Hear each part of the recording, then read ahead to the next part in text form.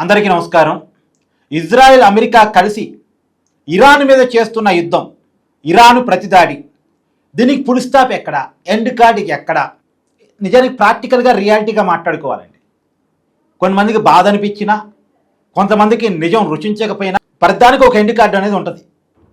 ఆ end card ఏంటి అనేది ప్రాక్టికల్గా రియాలిటీగా మాట్లాడుకున్నప్పుడు, అమెరికా, ఇజ్రాయెల్ చాలా పెద్ద దేశాలు, ఆర్థికంగా చాలా పెద్ద దేశాలు, సైనిక పరంగా ఆయుధ పరంగా చాలా పెద్ద దేశాలు.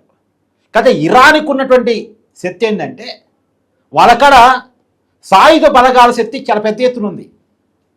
దాదాపు 6.5 లక్షల మంది సైనికులు ఇరాన్ కోసం పోరాటం చేస్తున్నారు. దీంట్లో ఒక 30% మాత్రమే అమెరికాకి, ఇజ్రాయెల్కి సైనిక శక్తి ఉంది. నిజానికి నాటో మొత్తం రంగంలో దిగితే పరిస్థితి వేరు. కానీ నాటో రంగంలో దిగటానికైనా సరే, అమెరికా ఆర్మీ మొత్తం ఇరాన్ మీద పోరాటం చేయడానికైనా సరే, అమెరికాకి ఇరాన్ బోర్డర్ కాదు. ఇప్పుడు ఏం చేస్తుంది అమెరికా? గల్ఫ్ దేశాల్లో తన స్థావరాలు పెట్టుకొని పోరాటం చేస్తూ ఉంది. కాబట్టి గల్ఫ్ దేశాల మీద ఇరాన్ తిరగబడతా ఉంది. ఇప్పుడు నిజానికి యుద్ధం నడుస్తుంది ఎవరెవరి మధ్య? అమెరికా, ఇజ్రాయెల్ కలిసి ఇరాన్ మీద పోరాటం చేస్తున్నాయి. యుద్ధం నడుస్తుంది ఈ 3 దేశాలకు సంబంధించిన వ్యవహారం మాత్రమే. కానీ ఇరాన్ ఎవరి మీద దాడి చేస్తుంది? దుబాయ్ మీద, కువైట్ మీద, యూఏఈ మీద దాడి చేస్తూ ఉంది. ఎందుకు దాడి చేస్తూ ఉంది? ఆ దేశాల మీద దాడి చేయడానికి ఉన్న కారణం ఏంటి? ఆ దేశాల్లో అమెరికా తన స్థావరాలు పెట్టుకొని ఇరాన్ మీద దాడి చేస్తుంది కాబట్టి. అంటే మీకు కరెక్ట్గా చెప్పాలంటే, పక్క వీధోడు వచ్చి నా మీద పోరాటం చేస్తున్నాడు. మరి పక్క వీధోడు వచ్చి నా మీద పోరాటం చేయడానికి అవకాశం లేదు కాబట్టి నా పక్కింటోడు సహాయం చేస్తున్నాడు. నా పక్కింటోడు వాడు ఆయుధాలు పెట్టుకోవడానికి పర్మిషన్ ఇచ్చాడు, భోజనాలు పెడుతున్నాడు.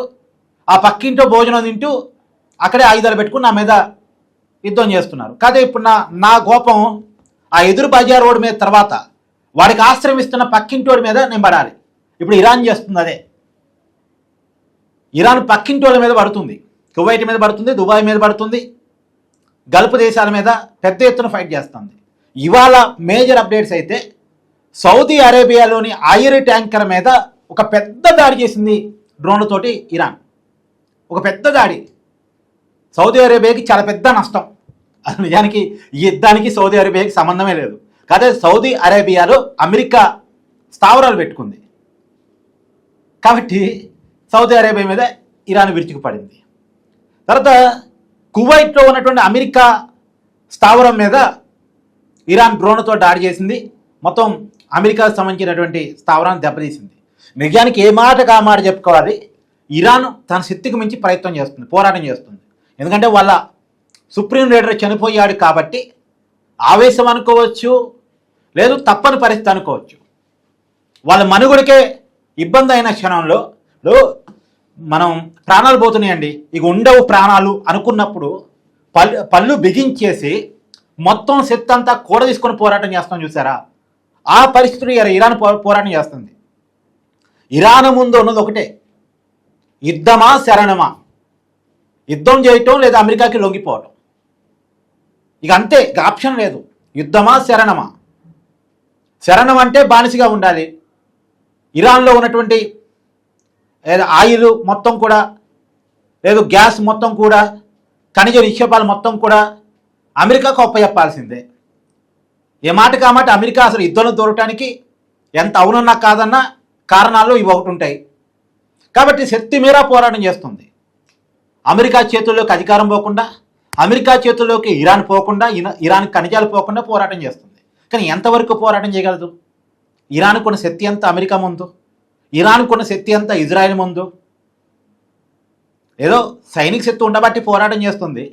అమెరికా బోర్డర్ దేశం కాదు కాబట్టి పోరాటం చేయగలుగుతుంది. కాదు ఇజ్రాయెల్ బోర్డర్ దేశమే, వాళ్ళు గట్టిగానే ఫైట్ చేస్తున్నారు, ఇరాన్ మీద దాడి చేస్తున్నారు. ఇవాళ టెహ్రాన్లో కిలోమీటర్ల కొద్దీ B-2B బాంబర్లు వదిలారు.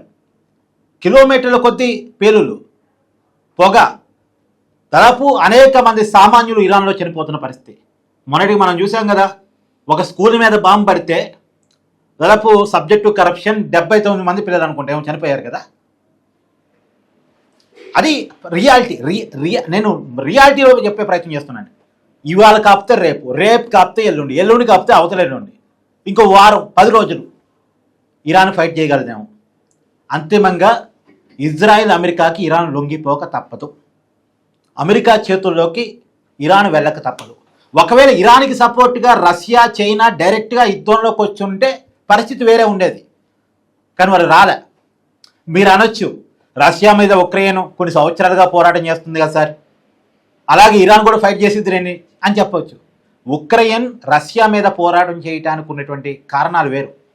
ఉక్రెయిన్కి అమెరికా, యూరప్ డైరెక్ట్గా సహాయం చేస్తున్నాయి.